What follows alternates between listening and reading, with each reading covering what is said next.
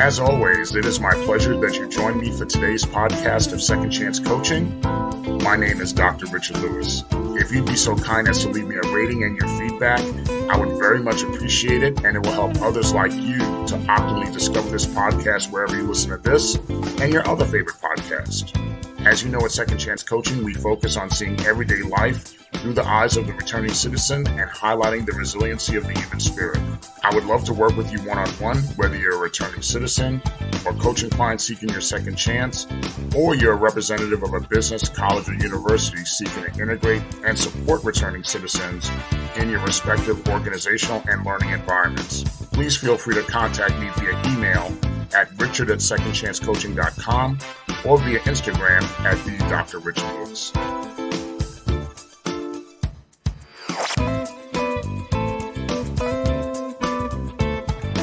Welcome again to another edition of Second Chance Coaching.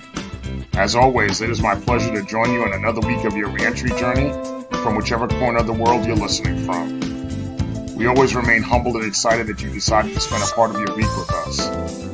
I hope you enjoyed the first full week of professional football, but in my case, I think I definitely jinxed it with my New York Jets. Our brand new quarterback lasted just 4 plays and then boom, he's out for the year. And hopefully not his career, but he's definitely out for the year with a torn Achilles tendon. I was excited we won the game, but saddened that it seems that our season debut and what is likely our most thrilling season moment happened all in just one night. And then all of a sudden, we're in need of a quarterback again. And based on how the Yankees did this year, and now the state of the Jets, I've just processed to already fast forward to looking forward to basketball season with the Knicks and St. John's University. At the end of the day, I definitely wish a quick and painless recovery to Aaron Rodgers and hope the Jets season that began with so much hope is not left to another campaign of quote-unquote wait until next year. But despite the sports madness, it is so good to be with you this week. You know, right now we're at the beginning of the school year, and with the beginning of any school year, there's excitement and optimism like there is at the beginning of the calendar year, like the beginning of any season, because it's a new slate. It's a new beginning. And the excitement is that we just get to start over. We start from ground zero. The same starting from ground zero is what a lot of my students came in to these classes with, into my classes. And they were experiencing the same excitement that a lot of us have for a new school year, a new beginning.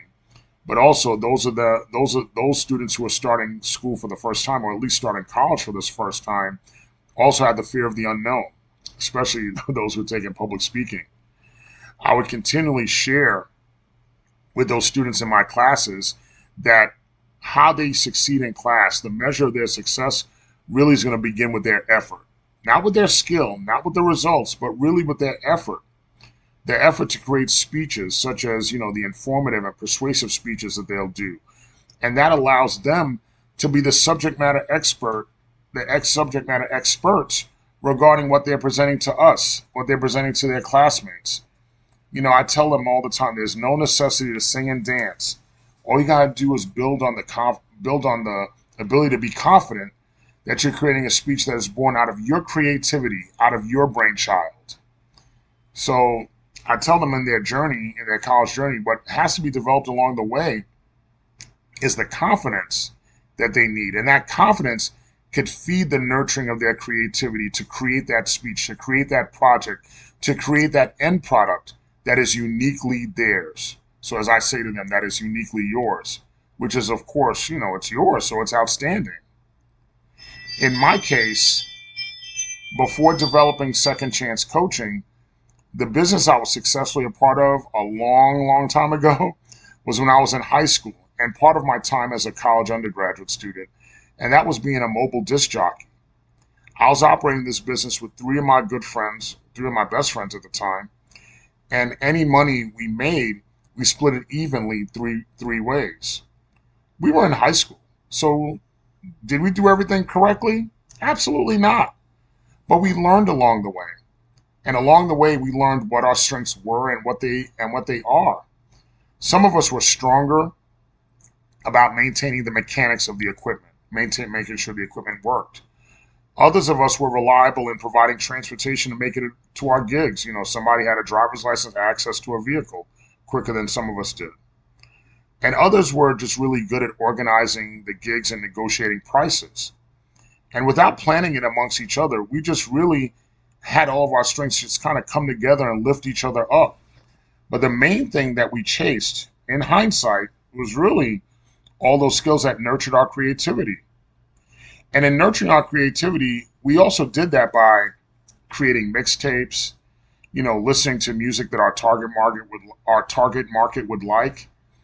And really, we, sometimes just going to events, we learned how to present that music in a party, in a festive atmosphere. You know what? That really was the joys of youth. The joys of youth where we were not worried about imposter syndrome. We just wanted to go as far as our creativity would take us. And of course, where the party was at, as far as we were concerned. Now, completely fast forwarding to the time of incarceration, many gentlemen would try to pass the time. They would also, in that dynamic, nurture their creativity. They would do that by rapping, writing, any number of things really to pass the time. In my case, I chose to read numerous books, primarily about business formation and development. And I would use notebooks to write through my business development plans, and I was excited to get the ball rolling. When I got home, I said, all these plans I got in mind, I'm just going to put it in play, and then I'm going to make it happen. Now, I was not specifically trying to develop a consulting or coaching business because that was not in my immediate view. But the development and composition of a business from soup to nuts was what I was excited about. Specifically, can I consult with or start a business in which my conviction would not be a determining factor in holding me back? I was initially investigating on how to start a software consulting company, maybe even a real estate investment company, and also even a tax preparation service. Investigating and learning how to start these businesses really sharpened my saw. And once again, I'll keep on pounding this theme, nurtured my creativity and learning about how these specific businesses were developed and how they came about, and really just learning how to develop businesses, period. When I came home, I tried to learn the skills. I tried to start off by doing computer software consulting. And I started out by doing that by taking A+ classes, which were great, helped me learn a lot, helped me learn to build my own computer. But I learned quickly for the long term that it really wouldn't be for me. In addition, I talked about real estate investing. I read a lot and learned a lot about real estate investing, but I discovered quickly that I didn't have the capital or the credit, especially when I first came home, to start that endeavor off the right way. Now, I was most successful at starting an independent tax preparation business. I would be referred by family and friends and did mostly 1040s and small business returns, and I was successful in doing taxes for a few years. Now, of course, I did this while working full time, and I would always continue to try to hone my creative skills by reading more books. Mostly, I read a lot of how-to books. That was the way I should spend my time on the subway of New York City. So, between the time I spent on the subway and the distance I traveled and reading those books, it really would take no effort to go through a book. I mean, I would go through a book 2-3 weeks tops, 2-3 weeks on the high end. I would get through those books. And when I was doing that, I didn't realize I was really exposing myself to all these new ideas and when you also combine being active in the tax business was not only honing my creative skills, nurturing my creativity, but without knowing it, it was really slowly building my self-confidence and my self-esteem. Now, being creative in one's writing, reading, speaking, art, music, or any number of things is such a great activity. It really is a healing activity, a restorative activity, so just invaluable on one's reentry journey. Now, these nurturing creative activities led to me doing even more nurturing creative activities, and even doing even more nurturing activities, and even more and more and more stuff that I would use immediately and stuff I would use short term. And one of those things long term that I used later on in the reentry journey was joining and participating in Toastmasters. Now, being in Toastmasters enabled me to be more comfortable in public speaking, more comfortable in my voice, and certainly more confident in my communication skills overall. So a lot of times, I just want to say that when you're taking on and learning skills, it really just helps to just pick up a lot of things along the way. You don't know what things that you pick up are the seeds that plant in order to create other things, or to create other dynamics, or to create other things that you can't even see coming. Now, as I shared in previous episodes, the onset of the pandemic really gave me the opportunity to think about what my next steps would be. In the midst of getting all this knowledge, or whether it be through formal schooling or reading, it always made me think about, okay, what am I going to take and what my next steps will be? All of these seeds that I talked about, that I discussed, they were planted to nurture my creative juices that really contributes to the creation of Second Chance Coaching, this podcast, and, even things like the book that I'm writing. Well, okay, I'm slowly writing the book and I'm nurturing a bit as well, but I'm writing, I'm taking care of it nevertheless. But once again, let me reiterate, when you're nurturing your creativity, is not only good for the reentry journey, but it's good for one's creative soul and good for your soul overall. Because especially then, when you're looking at the passage of time when you're incarcerated, or the passage of time when you're coming home, really the healthy dynamic for your soul or for your mind is really the ability to sit there and be creative and say, where can my mind take me? How do I not put limits on myself? And in reading about not putting limits on yourself, I read an internet article from a gentleman named Paul Jun. It was written in March of 2023, so earlier this year, and he really talked about 7 ways to nurture your creativity. And so I wanted to make sure that I shared that with you guys, as far as these 7 ways, according to Paul Jun, about how to nurture your creativity. Number 1, the first thing he talked about was break out of your craft. He says it's really important to step into the paradigms of your teammates, your subordinates, anybody that you find, whose opinion you find valuable, and look at how they see things. Understand their different perspectives, and test the way they see things in comparison to the way you see things, and to see how that could test the limits of your creativity. Hopefully no limits at all. Number 2, be okay with imperfect work. I love this. One of my good friends and colleagues, Mr. Felix Perez from the Fortune Society, would always say, he said it almost every day, he said, do your best and leave the rest. When we're doing work, we really do seek approval and reassurance from organizational superiors, teachers, as well as colleagues. Now, why do we do that? You know why? Because we strive for perfection. And sometimes we strive for that perfection in a very unhealthy fashion. We're in a very unhealthy fashion to try to get that approval. And in a lot of instances, when we seek that reassurance, it's just nowhere to be found. Now, how do we reverse that feeling? But take the dynamic of being okay with imperfect work as an opportunity to realize that our work is never complete. And in knowing this, the learning opportunity of learning something new about yourself and how nimble and ingenious you really are is present. It's right in front of you. Because remember, we always learn more from our mistakes than our accomplishments. So be okay with imperfect work to sharpen your skills for the immediate return on your investment, as well as the long term. Number 3. Now, this may go exactly in the opposite of what we just talked about, being okay with imperfect work. But number 3 is to strive to be indispensable. I found that to separate yourself from others in the marketplace is to obtain and sharpen skills to make one difficult to replace. One may say, well, how does this really nurture your creativity? This more speaks to the process of becoming indispensable or hard to replace.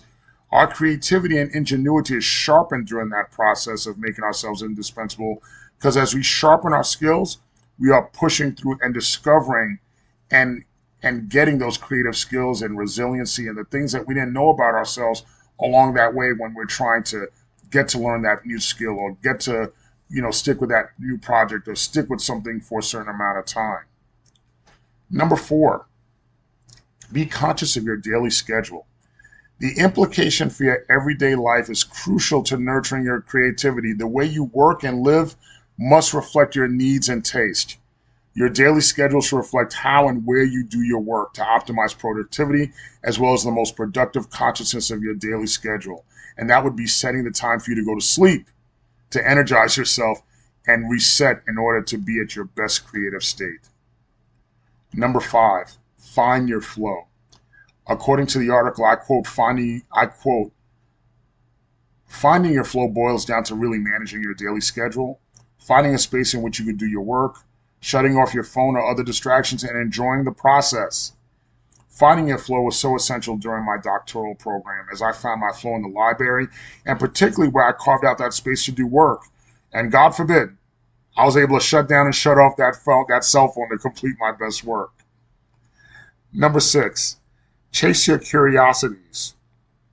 A supervisor one time addressed a bunch of us in a meeting that we were collectively working together. So we were all talking and discussing the proposed solution to an issue. And after all those discussions was taking place back and forth, the supervisor interrupted the exchange and told all of us to simply just choose one thing to do, just choose one method. And what would be the worst thing that could happen? If it doesn't work, we just choose something else. It was simple, especially when we were complicating ourselves, seeking perfection in work, seeking perfection in our lives.